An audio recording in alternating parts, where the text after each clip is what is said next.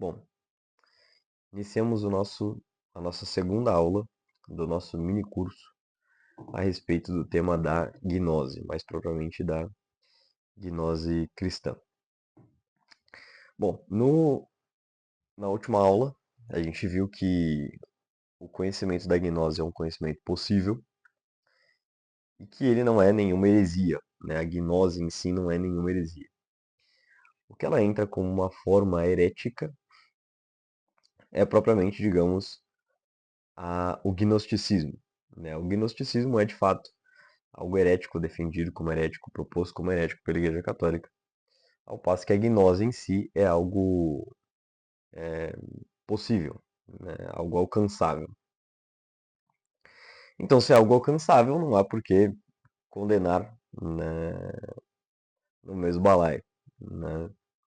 Então, aqui nós iremos entender um pouco, nessa segunda aula, como se dá, né, ou como alcançar essa tal gnose cristã, né, sob a perspectiva de dois autores, que seria propriamente o São Paulo Apóstolo, né, em suas cartas, e o Clemente de Alexandria.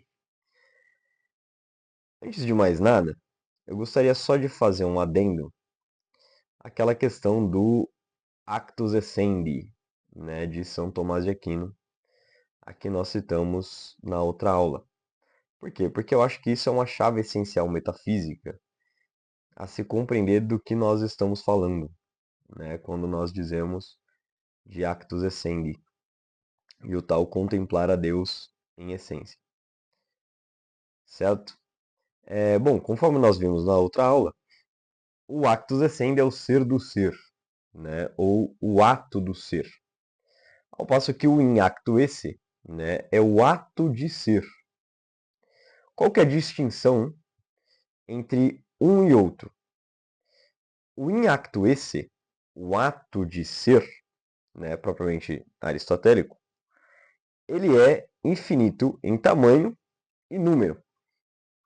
Ao passo que o actus essendi, ele é infinito também em inteligência, intelecto. Então, o primeiro é conforme diz Platão, né, no Sofista 238b. Conforme o nosso modo de ver, o número em seu conjunto é o ser. Então, esse é o ser aristotélico, né? É uma infinitude em tamanho e número. Ao passo que o ser tomista é uma infinitude em inteligência, intelecto. Então é conforme explica Santa Edith Stein, né? Ela vai dizer isso no A Ciência da Cruz, página 100. De fato, as verdades da fé nos aproximam de Deus antes por meio de imagens, comparações e conceitos, tirados das coisas criadas. Tais verdades, porém, nos ensinam que Deus transcende toda a criação e está acima de toda compreensão e entendimento. Isso está no A Ciência da Cruz, página 100. Já o Mário Ferreira dos Santos, né, neste livrinho, não trouxe, no livro dele chamado Pitágoras e o Tema dos Números, está ali na biblioteca, ele vai falar que este actus essendi é aquilo que Pitágoras chamava de rem prote, né? Ou seja, o primeiro um. Ao passo que a manifestação de Deus, usando aqui uma terminologia do Advaita Vedanta, né? Uma terminologia guianoniana, ao passo que este infinito, ou infinitude em tamanho e número, ele seria o Rendeuteron, né? O segundo um, que é próprio da existência. O Guénon ele também fala sobre isso, né, nos estados múltiplos do ser. Só que este rem prote, né, esse actus essendi, o Guénon vai chamar de não ser, né, ao passo que o Fridtjof Schuon ele vai chamar de supra-ser. Então você teria o ser e o não ser, ou supra-ser. Você teria o in actu esse e o actus essendi. Você teria o rem prote, o primeiro um, e o Rendeuteron, o segundo um. Por que essa distinção é interessante fazer? Porque o Rem-Prote, né, o primeiro um, né, o Actus Essendi, ele se compõe de todas aquelas coisas que poderiam ser manifestadas e não foram. Então é o intelecto divino, é a máxima do intelecto de Deus. Uma coisa é aquilo que você vai fazer por demonstração quia, né, causal, né, quia est, qual a causa.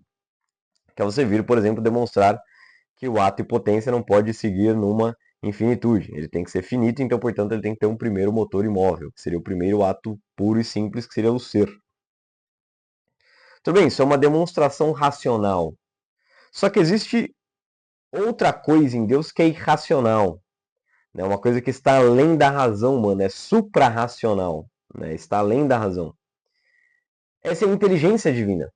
É o logos divino. Né? Para citar o Guénon na íntegra, ele vai explicar isso de maneira brilhante. Ele vai dizer o seguinte: fora do ser, portanto, há ainda todo o restante. Ou seja, todas as possibilidades de não manifestação, junto com as próprias possibilidades de manifestação, na medida em que se encontram no estado não manifestado. E o próprio ser está incluso aí, pois, uma vez que não pode pertencer à manifestação, visto ser seu princípio, ele próprio não é manifestado. Para designar, portanto, o que está fora e além do ser, somos obrigados, na falta de outro termo, a chamá-lo de não ser. Isso está neste livrinho aqui, o Estado Múltiplos do Ser, os Estados Múltiplos do Ser, página 27. Então, não ser é intelecto de Deus, é inteligência divina, é aquilo que ordena o ser, ordena a existência.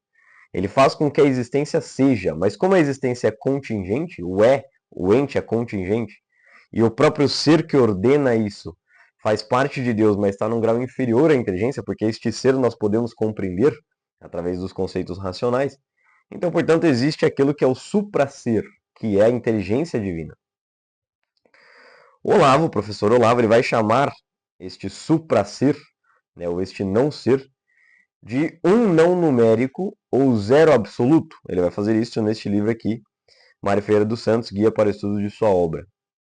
Ele vai dizer o seguinte, abre aspas: qualquer que seja o caso, pode-se compreender que o aritmos arqué, o número arquétipo 1, não é em si mesmo um número propriamente dito. Assim, esta pré-unidade suprema é frequentemente simbolizada como zero, não no sentido de que seja um nada, né, como o Guénon tenta dar o termo, e o Friedrich Schwann corrige para supra-ser, mas no sentido de indicar que transcende a numeralidade. Né? Isso vai estar na página 109. Então, como que o homem pode contemplar este ser em essência? Né? Porque ainda que um seja infinito em número e tamanho, e o outro seja infinito em inteligência, os dois fazem partes do mesmo ser, são partes do mesmo ser. Como que se faz possível contemplar isso? Né? Como alcançar essa tal contemplação do ser e do supra-ser unidos em Deus? Certamente é através da gnose. Gnose é um termo que é utilizado, né, na Sagrada Escritura 29 vezes. Na outra aula eu falei 32, estou corrigindo para 29. Sendo 24 utilizadas somente nas epístolas de São Paulo. A mais marcante, né, já que podemos dizer, está em Lucas capítulo 11, versículo 52, onde ele vai dizer: ai de vós, mestres da lei, porque tomastes a chave da gnosis. Gnosis, conhecimento. Vós mesmos não entrastes e impedistes os que queriam entrar. Isso está em Lucas 11, 52. Então o termo usado na Sagrada Escritura é gnosis. Já São Paulo Apóstolo, que é o primeiro cristão a tratar só sobre o tema da gnose, ele vai distinguir entre 3 tipos de gnoses possíveis. A primeira, né, é aquela que ele vai chamar de falsa gnose. Né? O termo em grego é pseudônimo gnosios. Onde ele diz: Ó Timóteo, guarda o bem que te foi confiado. Evita as conversas frívolas e mundanas, assim como as contradições de pretensa ciência. Ou seja, as contradições da pseudônimo gnosios. Isso está em 1 Timóteo 6,20. Onde ele também vai dizer: sabemos que todos nós temos gnose, todos nós temos conhecimento. A gnose incha, mas a caridade ágape edifica. E se algum homem pensa que sabe alguma coisa, ainda não sabe nada como deveria saber. Isso está em 1 Coríntios 8, capítulo 8, versículo 1 a 2. Ou seja, aquele que acredita que sabe alguma coisa ainda não sabe como deveria saber. Então existe uma primeira gnose que é a falsa gnose, a gnose que incha. Aquele que acredita que sabe alguma coisa, mas na verdade não tem conhecimento algum. E aqui a gente entra naquela proposição socrática, só sei que nada sei. O Giovanni Reale, né, no seu História da Filosofia, volume 1, né, História da Filosofia Antiga, volume 1, ele vai explicar o que o Sócrates está querendo dizer com essa frase. Ele não está querendo dizer que ele não sabe absolutamente nada, obviamente. Se ele já sabe que o nome dele é Sócrates, ele já sabe alguma coisa. Ele está querendo dizer que todo conhecimento humano, comparado ao conhecimento divino, ao conhecimento de Deus, é nada. Então, por isso ele sabe que nada sabe, pois a única coisa que sabe todas as coisas é a sabedoria, é o ser, é Deus, é a inteligência divina, o supra-ser. É exatamente a mesma coisa que Paulo está dizendo aqui na carta aos Coríntios. Né? Corinto era uma cidade grega. A segunda forma de gnose, né, aqui São Paulo Apóstolo vai demonstrar, é a gnose verdadeira, né, que está relacionada aos dons do Espírito Santo. Onde Paulo nos diz, abre aspas, a caridade jamais acabará. Caridade, ele usa o termo ágape. As profecias desaparecerão. O dom das línguas cessará. O dom da ciência cessará. Isso em 1 Timóteo 13:8. Ou seja, ele está querendo dizer aqui que existe uma ciência que é um dom, uma gnose que é um dom dado pelo Espírito Santo. Conforme nós temos a confirmação em sabedoria, onde ele vai dizer, em sabedoria vai dizer, eu estudei lealmente e reparto sem inveja. Não escondo a riqueza que a sabedoria encerra, porque ela é para os homens um tesouro inesgotável. E os que a adquirem preparam-se para se tornar amigos de Deus, recomendados a Ele pela educação que ela lhes dá. Sabedoria, capítulo 7, versículos 13 a 14. O nosso queridíssimo Wolfgang Smith, ele vai chamar esse tipo de gnose de gnose ex parte, no sentido de que está a parte da plena gnose, né, do conhecimento de Deus em essência, mas caminha ou conduz até ela, leva até ela. Já a terceira e última gnose, que São Paulo já deixa implícito nessa passagem que nós citamos, só que não pelo termo gnose, mas pelo termo ágape, caridade, amor, ele vai chamá-la de epignosis, né? Que é sinônimo do termo ágape, onde ele vai dizer, para que o Deus de nosso Senhor Jesus Cristo, o Pai da Glória, vos dê um espírito de sabedoria e de revelação no supraconhecimento dele, os olhos de vosso entendimento sejam iluminados, para que saibais qual é a esperança de seu chamado e quais são as riquezas da glória de sua herança entre os santos. Isso está em Efésios, capítulo 1, versículos 17 a 18. Este termo, revelação no supraconhecimento dele, ele está dizendo propriamente do supraser. né? Supraconhecimento, supra-ser, o supra-logos, né? Aonde o termo que ele vai utilizar aqui é em epignosei auton, propriamente um conhecimento suprarracional, né? Além da razão humana. Ou seja, é esse conhecimento propriamente o conhecimento da gnose, o contemplar a Deus em essência, que São Tomás de Aquino vai defender como possível, aonde confirma o próprio Evangelho. A vida eterna é esta, que eles te conheçam a ti, o único Deus verdadeiro, e aquele a quem enviaste, Jesus Cristo. Né? Então, essa é a ideia da gnose. São essas três. A epignosis é o conhecimento que enche, o conhecimento da matéria, as informações, né, pueris, que não levam a nada e não ajudam em nada. O pessoal do TikTok que fica o dia inteiro vendo um videozinho de 3 segundos. A segunda, né, é a gnose ex parte, que não é a gnose propriamente dita, a gnose nesse sentido de contemplação a Deus em essência, mas que leva até ela. Né, é o caminho até ela, que é o que Clemente de Alexandria, nós iremos ver, ele vai chamar de fidei, é a fé. Pistis, né, em grego. E a última gnose, né, a gnose plena, o sentido pleno da palavra gnose, é a gnose propriamente epignosis, né, propriamente o conhecimento da gnose de Deus, a contemplação de Deus em essência, né, o supraconhecimento de Deus. Ora, mas por que que o conhecimento, a epignosis, né, é considerado como sinônimo de ágape, de amor? Aristóteles explica na sua Metafísica, né, vai lembrar que a numeração dos livros de Platão e Aristóteles, ela tem um número próprio que foi colocado para que seja universal. Então, qualquer edição que você pegue vai estar por esses números. Então, ela vai estar no numeral 1001 a 15.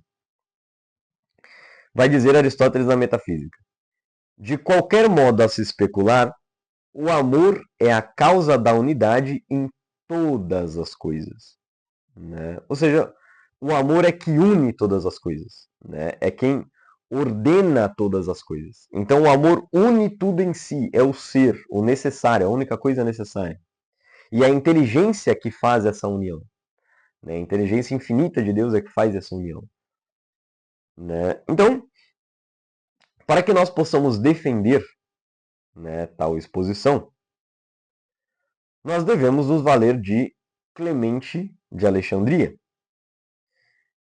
Né? Então, Clemente de Alexandria ele vai concordar com essa ideia de Paulo de que existem essas três formas de gnose. Né? Você tem o supraser de Deus, o actus essendi, e você tem três formas de compreender as coisas. Né? Você tem a forma de compreender através das informações vãs, que não levam a nada, ou seja, Aristóteles vai dizer que é próprio do sábio ordenar, e São Tomás de Aquino vai repetir isso constantemente.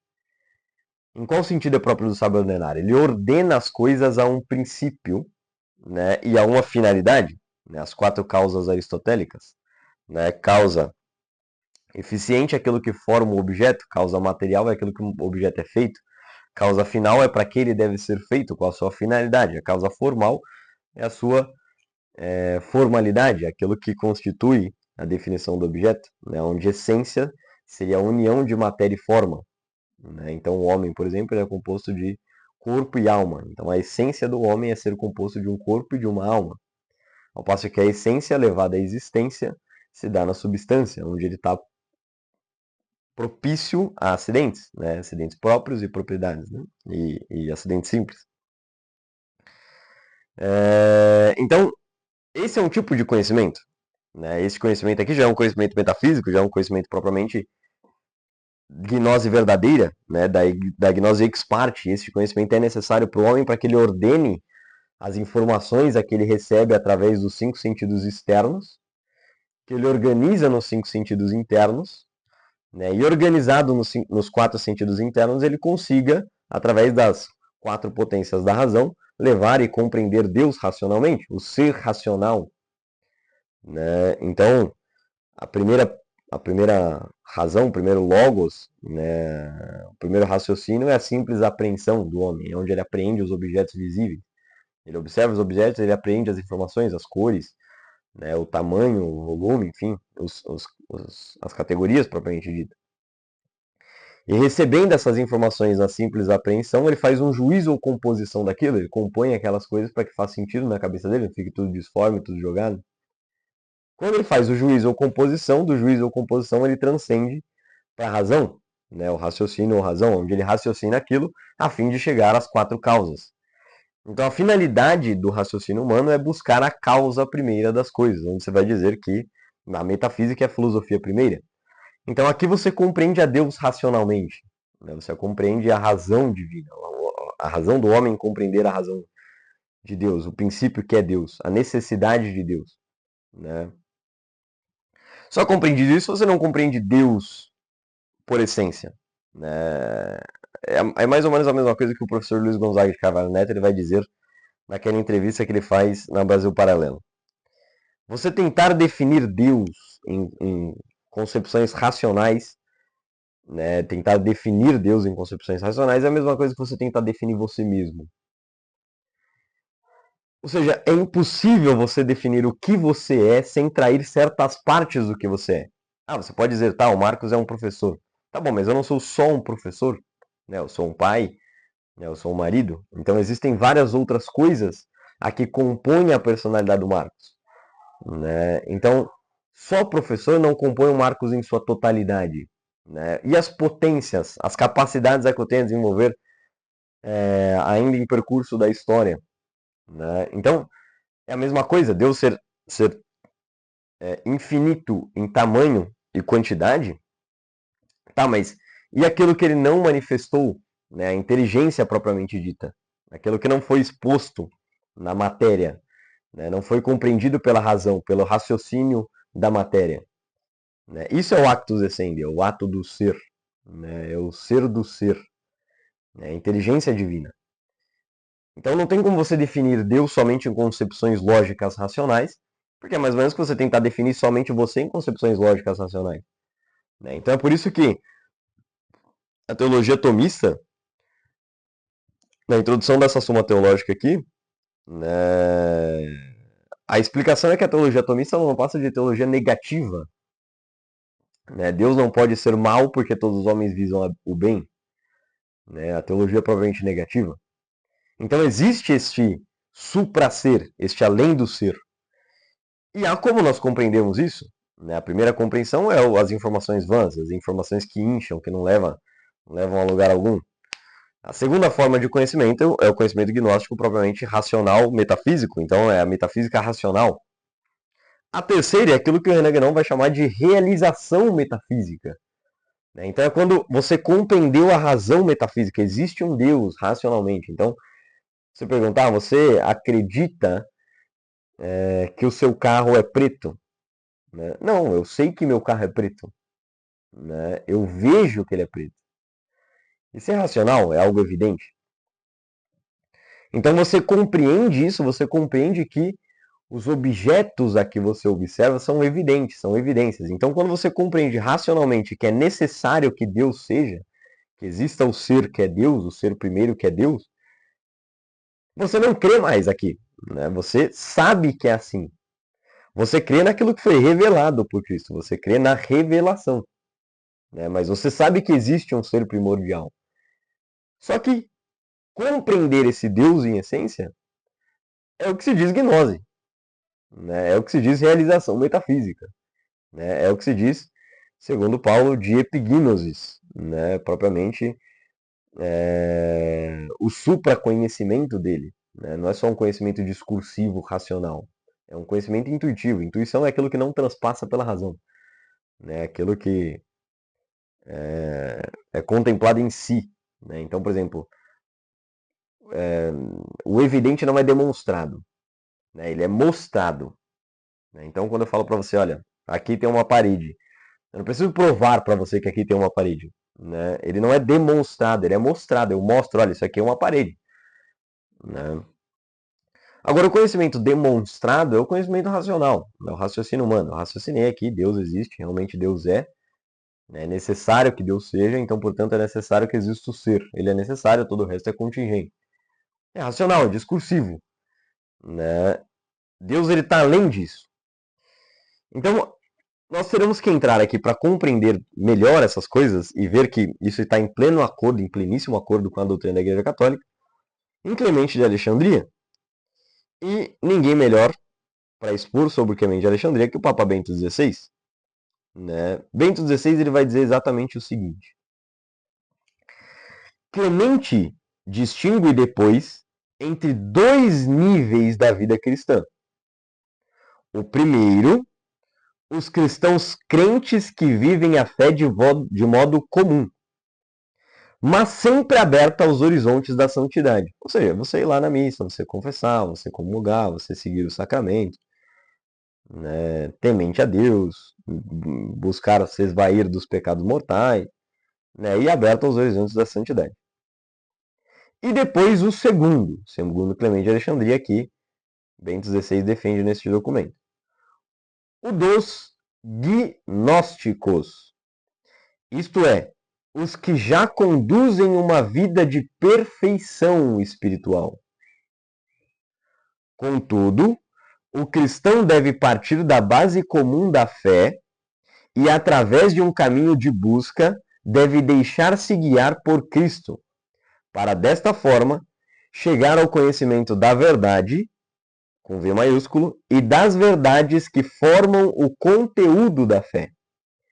Este conhecimento, diz-nos Clemente, torna-se a alma de uma realidade vivente. Não é só uma teoria, é uma força de vida, uma união de amor transformante. Isso está num documento do Bento XVI chamado Clemente de Alexandria, que foi escrito no dia 18 de abril de 2007. Ou seja, você tem o caminho comum da fé, o caminho normal, né, o caminho que vai levar as pessoas a seguir os sacramentos. Né? Vai ao padre, confessa, comunga, né, se crisma, se batiza, pega a unção dos enfermos e alcança a ordem ou o matrimônio. Esse é provavelmente o caminho comum, é o caminho da fé, todos devem fazer isso, todos os católicos devem fazer isso, né? Guardar domingos, festa de guarda, ir à missa todo domingo e etc. Mas existe um segundo caminho que se faz necessário esse, que é o caminho da gnose. É a contemplação de Deus em essência. Então, Clemente de Alexandria ele vai seguir à risca as três gnoses. Aqui São Paulo Apóstolo nomeia. Só que ele muda algumas coisas nos nomes. Ele vai nomear a primeira, por exemplo, de Dosha, né? Doxa, que é segundo a filosofia platônica, que seria a opinião. A primeira é a opinião, é o acúmulo de informações. Então o cara emite opiniões sobre tudo, é Dosha. A segunda é a fé, a pistis, né? Que seria provavelmente o segmento dos sacramentos, a busca por seguir uma vida de santidade e a vida provavelmente racional, guiar os seus atos racionalmente. E a terceira é a da gnose. Né? São as três gnoses, os três tipos de gnose que Paulo nomeia. Então, o Clemente de Alexandria ele vai além disso. Ele faz uma interpretação belíssima das cartas e dos evangelhos. Ele vai dizer o seguinte, que a fé ela pode se expandir pela escrita. Então você, por exemplo, o que torna o cristianismo diferente das demais religiões? O que torna o cristianismo diferente das demais religiões não é só a doutrina. Né? Você querer discutir a superioridade do cristianismo ante questões metafísicas, já está mais que demonstrado que é perda de tempo. Né? Não é por essa via que você vai conseguir trazer o cara para o cristianismo. Não é aí que se encontra. O René Guénon, o Friedrich Schon, ele já provou na Unidade Transcendente das Religiões que todas as religiões têm uma metafísica comum. Né? Não porque elas todas foram reveladas por Deus, mas porque todas elas contêm uma forma de raciocínio próprio do homem, discursivo, metafísica discursiva, compreensão do ser. Né? Então todas elas de alguma forma compreenderam a mesma coisa. Né? Ela tem uma unidade metafísica, uma unidade lógica. Porque a lógica é a própria forma de raciocinar dos homens. Né? Eles vão alcançar esses princípios ou essas causas. Né? Ele vai demonstrar isso no seu A Unidade Transcendente das Religiões. né, este livro aqui. Né? Então isso já está mais provado, não tem muito que você querer discutir, não é por aí. O que muda o cristianismo é o fato. O cristianismo ele é um fato histórico. Né? Houve um cara chamado Jesus Cristo. Né? Ele morreu na cruz e ressuscitou ao terceiro dia. Isso é um fato histórico. Né? Não é através da discussão metafísica que você vai conseguir isso. Né? O Guénon já provou isso. Que as religiões estão dizendo mais ou menos a mesma coisa e Friedrich Schwann bateu o martelo, entendeu? Não tem mais o que discutir aí. O terreno é histórico, historicamente. Houve o cara lá, houve um homem que se disse Deus, morreu na cruz. Tudo que ele fez estava dito que ele faria 3.000 anos antes dele sequer vir a esta terra. É aqui que você ganha os caras. Então o Clemente de Alexandria ele vai compreender algo belíssimo a respeito desse tema. Então ele vai dizer que a fé pode se expandir pela escrita. A fé em Cristo vai se expandir pela escrita através dos evangelhos, da compreensão evangélica, da compreensão histórica. Ao passo que a gnose, ela só vai se dar pela tradição, pela voz entoada de espírito para espírito. Donde se vai ler: conservai as tradições que vos foram ensinadas, tanto de viva voz, quanto por meio das nossas cartas. De viva voz, a tradição gnóstica, quanto por meio de nossas cartas, a tradição da fé. Isso em 2 Tessalonicenses, capítulo 2, versículo 15. E depois vai dizer: as palavras que vos falo são espírito e vida. Espírito e vida, vai dizer Cristo, no Evangelho de São João, capítulo 6, versículo 63. Ou seja, as palavras que vos falo são espírito. É aqui que se encontra o espírito unido para com Deus. O homem é composto de matéria, corpo, alma e espírito. O espírito é o que está unido em Deus, é o que leva o homem a buscar o bem. São as palavras que dão espírito, que avivam o espírito. E é por isso que em 2 Coríntios capítulo 3, versículo 6, Paulo vai dizer que a letra mata. O termo em grego é grama. Mas o espírito vivifica. O espírito dá a vida. A letra é um fato histórico, ele dá a fé, ele dá a forma de buscar as coisas. Mas como a gente viu na outra passagem, o espírito, quando chega ao amor, comparado a letra, quando chega ao amor, ela some. O que permanece é o amor. O espírito permanece. Ele é eterno, sempre eterno. E é onde o Clemente de Alexandria ele vai explicar o como começamos a primeira aula, de que este tema é para os capazes. Ele justifica no não jogai pérolas aos porcos, onde ele vai dizer: ele, Jesus, certamente não revelou a muitos o que não pertencia a muitos, mas aos poucos, a quem, sabia ele, serem capazes de recebê-los e serem moldados de acordo com eles. Mas as coisas secretas são confiadas à fala, não à escrita, como é o caso com Deus. Isso está em Estromata, livro 1. Então, as coisas a que pertencem à gnose, elas são confiadas à fala. Ela é a tradição oral. É aquilo que Paulo ele vai dizer,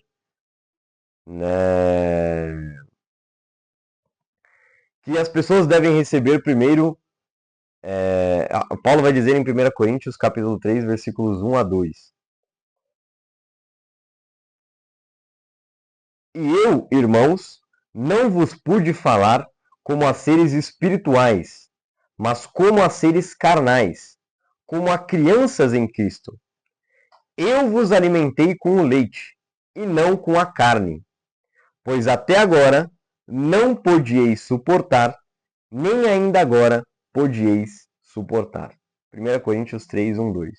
Ou seja, isso aqui ele está meio que justificando não jogar pérolas aos porcos. Existem alguns que não podem suportar. né? Até agora não podieis suportar. Ou seja, são os capazes, os adicários, quem devem receber o conhecimento da gnose. Por isso que é um tema, é o que eu começo a primeira aula dizendo ser um tema perigoso. É um tema provavelmente daqueles que vão em busca de algo mais do que somente o leite. O leite é necessário, as pessoas vão ser salvas, né, somente com o leite. Mas tem o conhecimento da gnose, nós não podemos negar este conhecimento. O São Tomás de Aquino, ele chega a dizer na Suma Teológica sobre isso também, na Prima Pars, questão 12, artigo 11, que é impossível contemplar a Deus em essência pela sua própria natureza, né? Mas é pela graça que você pode alcançar isso. E São Tomás de Aquino, quando ele contempla a Deus em essência, ele chega a dizer que a Suma é palha, né? Ele desiste de escrever completamente a Suma, né? E o Frei Reginaldo de Piperno pede para que ele retorne, para que ele volte a escrever. E ele acaba morrendo antes, e Reginaldo de Piperno é quem termina a Suma, né? O suplemento da Suma Teológica, né? Então, o que nós concluímos? A fé cristã é não só possível de gnose, como há um caminho a alcançá-lo. Qual caminho é esse? É o caminho da via de oração comum, né? Você rezar o terço, você estudar sobre o catecismo da igreja, você receber os sacramentos, né? Você ir à missa, né? Você comungar, você fazer as regras da fé. Ou seja, a fé propriamente dita, né? O segundo conhecimento da gnose, o conhecimento da sua fé, né? A gnose ex parte. E talvez, né, se Deus quiser dar a graça, você pode alcançar a gnose plena, o epignosis, né, a gnose da sucessão do Espírito que vivifica, né, as palavras espirituais do Cristo, né, a tradição oral propriamente dita. Né. E é isso que, por exemplo, o Claude Geffray, né, que é um comentarista da Suma Teológica pela edição da Loyola, essa aqui bilíngue, ele vai dizer o seguinte: demonstra-se aqui pelo Akhenaten justamente que o intelecto humano nesta vida é incapaz por natureza de ver a Deus. Por natureza. A natureza do intelecto humano não é capaz de compreender a Deus. Mas não se demonstra, ao que parece, que ele não possa tornar-se capaz de vê-lo por graça. Ou seja, como dito na questão disputada sobre a verdade, pela natureza humana, o homem não tem a capacidade de andar sobre as águas. Mas pela graça, por um milagre, ele pode caminhar. Pedro caminha sobre as águas. Então a natureza do intelecto humano não pode contemplar a Deus por essência. Mas por uma graça ele dá os meios de contemplá-lo. Né? Então, essa graça, esse meio de contemplar a Deus, né? Essa contemplação, essa realização metafísica, essa contemplação extática, essa gnose plena, ela pode se dar nessa vida e se dá pelo caminho comum. Né? Qual que é o nosso dever? Nós devemos comungar, confessar, buscar não praticar pecados mortais, tentar evitar os veniais, confessarmos-nos e comungar. Né? Uma vez, conforme manda a Santa Igreja, ao mínimo uma vez ao ano, confessar-se ao menos durante a Páscoa, né? Ajudar a igreja em suas necessidades. Né? Os 5 mandamentos da igreja. É assim que você alcança o conhecimento da gnose. Então não é nada miraculoso. Né? É miraculoso no sentido de que é um milagre, mas não é miraculoso no sentido de que você, por suas próprias pernas, vai alcançar isso, ou que é impossível, ou que inexiste. Né? O Bento XVI vai definir isso. É um conhecimento dos capazes. Né? Só que não é o homem que capacita-se a si mesmo. É Deus quem capacita o homem. Então, quem dá o meio de alcançar a gnose é o próprio Deus, se ele quiser. Né? Então, fica aqui a segunda aula do nosso curso sobre gnose. Em conclusão, a gnose cristã existe, ela é possível, ela é plausível, né? Como demonstrado na primeira aula. Não é uma heresia. Segundo, o ser divino em Deus se divide em duas partes. Ele é uno, logicamente, não tem partes em Deus, mas Aqui eu estou usando uma concepção antropomórfica, conceitos antropomórficos para que nós possamos entender. Então você tem a infinitude da qualidade numérica de Deus e você tem da qualidade numérica de Deus e você tem a infinitude do intelecto divino. Há como você contemplar este ser em essência, além do discurso racional. Isso é o que se chama gnose. Só que para você alcançar isso é uma graça que Deus dá ao homem e não a que ele conquista por si mesmo. Só que para isso ele precisa fazer a operação propriamente dita. Então o Santo Agostinho de Hipona ele vai dizer que existe a graça operante e a graça cooperante. Nós temos um espírito dentro da nossa alma que nos guia sempre a buscar o bem. Até quando agimos mal, nós visamos o bem. Esse espírito que nos guia a buscar o bem, né, é o que se diz propriamente da busca, a graça operante. É Deus que opera querendo salvar. Deus quer que todos os homens sejam salvos, vai dizer a Sagrada Escritura. Então, quando nós cooperamos, né, quando nós seguimos o caminho da fé, nós cooperamos com essa graça operante de Deus em nós. E cooperando com essa graça, nós podemos alcançar a gnose, se Deus assim quiser. Né? Como é uma qualidade que só pertence a Deus, né? O intelecto divino só pertence a Deus, não pertence ao homem, então, portanto, é Ele quem nos dá esse meio de alcançar. E só se dá através do Filho. Né? E o Filho instituiu uma igreja, então, portanto, só se dá por meio da igreja, que leva até o Filho, e do Filho leva até a Deus. Então, o Espírito guia a igreja guia o Cristo, e o Cristo guia o Pai. Né? Ou seja, é aquilo que São Paulo vai dizer de supraconhecimento dele. Não tem nada de secreto, assim, no sentido de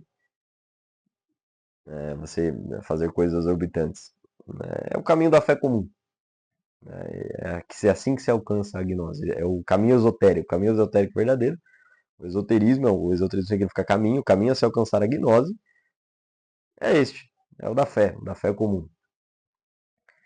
Né? Então fica aqui demonstrado que existem as três gnoses, como demonstrado por Paulo e por Clemente de Alexandria, e que há um meio a alcançá-la.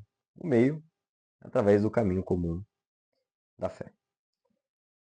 Então, encerramos aqui a nossa segunda aula, e na terceira tentarei tratar sobre a questão da Trindade e a contemplação da Trindade. Talvez eu entre em Edmund Husserl, vai trazer nessa, mas não vai dar tempo. Nos reunimos e permanecemos reunidos em nome do Pai, do Filho e do Espírito Santo. Amém.